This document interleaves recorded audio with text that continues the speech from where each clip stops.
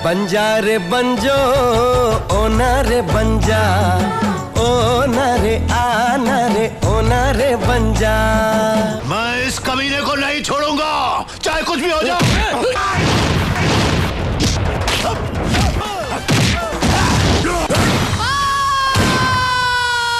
जातिवाद को हमें घर घर में फैलाना है, पर सच यह है कि उससे मैंने मारा।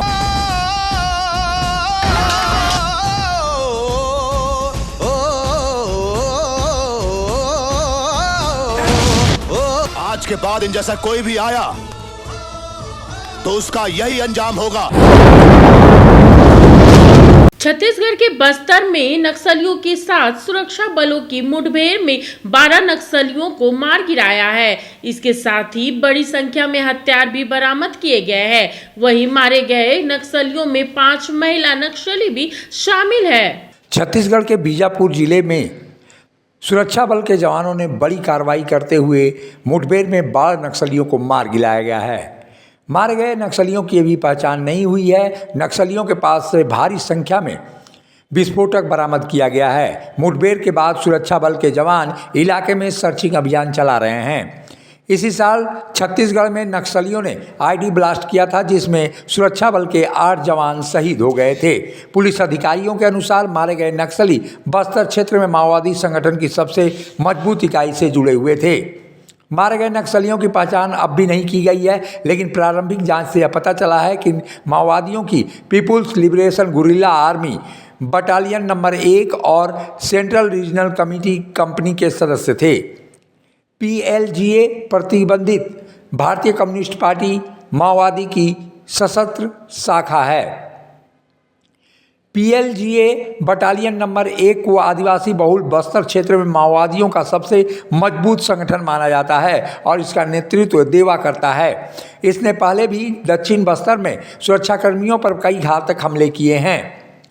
इससे पहले इस संगठन का नेतृत्व हिडमा करता था, जिसे बस्तर क्षेत्र में सुरक्षा बलों के खिलाफ कई हमलों का साजिशकर्ता माना जाता है। बस्तर क्षेत्र में 7 जिले शामिल हैं।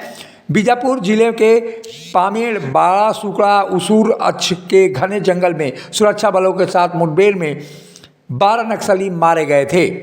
शवों के अलावा घटनास्थल से हथियार भी बरामद किए गए हैं। इलाके में तलाशी अभियान अब भी जारी है। सुरक्षा बलों के अपने ठिकानों पर आज लौटने की संभावना जताई जा रही है। इस अभियान के दौरान नक्सलियों द्वारा लगाई गई बारूद सुरंग में 2 कोबरा कमांडो भी घायल हुए हैं और बड़ी संख्या में नक्सलियों के पास से हथियार भी बरामद हुआ है। जिला बीजापुर की ताना पामेड़ उसूर बासौड़े का सरहदी इलाका में प्रतिबंधित एवं गैरकानूनी सीपी माओवादी संगठन की उपस्थिति का सूचना के आधार पर बीजापुर, दंतेवाड़ा, सुकमा का DRG team, STF, cobra, CRPF का शहीद बल अभियान के लिए रवाना किए गए थे।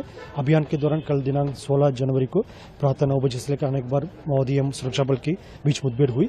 मुठभेड़ के पश्चात इलाके के सर्चिंग में 5 महिला माओवादी सहित कुल 12 माओवादियों का डेड बॉडी रिकवर किए गए थे और काफी बड़ी संख्या में आर्म्स अम्युनिशन, BJ लॉन्चर्स, देसी रॉकेट लॉन्चर्स और अन्य जो सामग्री भी बरामद की गई थे। प्राथमिक जानकारी अनुसार ये PLGA बटालियन नंबर 1 और CRC कंपनी का जो माओवादी का होने का संभावना है।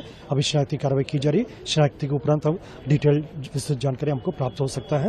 और इस मुठभेड़ के दौरान माओवादी को जो सीनियर कैडर्स है, हिडमा से लेकर बारसेदेवा से लेकर अन्य सभी सीनियर कैडर उनकी अन्य साथी लोग को छोड़कर जंगल पहाड़ का आड़ लेकर भाग गई है। ये माओवादी के एक कमजोरी के एक निशान के रूप में हम देख सकता है। और माओवादी के जो खिलाफ जो कार्रवाई करने का जो हमारा एक एजेंडा है, उसी में हम मजबूती से एक कदम आगे बढ़ते जा रहा है। और निश्चित रूप से आने वाले समय में हम और योजनाबद्ध तरीके से माओवादी के खिलाफ कार्रवाई करते हुए क्षेत्र में शांति व्यवस्था स्थापित करने में हम अपना कार्य को पूरा करेगा। सर, ऐसी इनपुट भी आ रही थी कि जो वेपन मेकिंग के लिए कुछ चीजें यूज होती हैं वो भी रिकवर हुई है।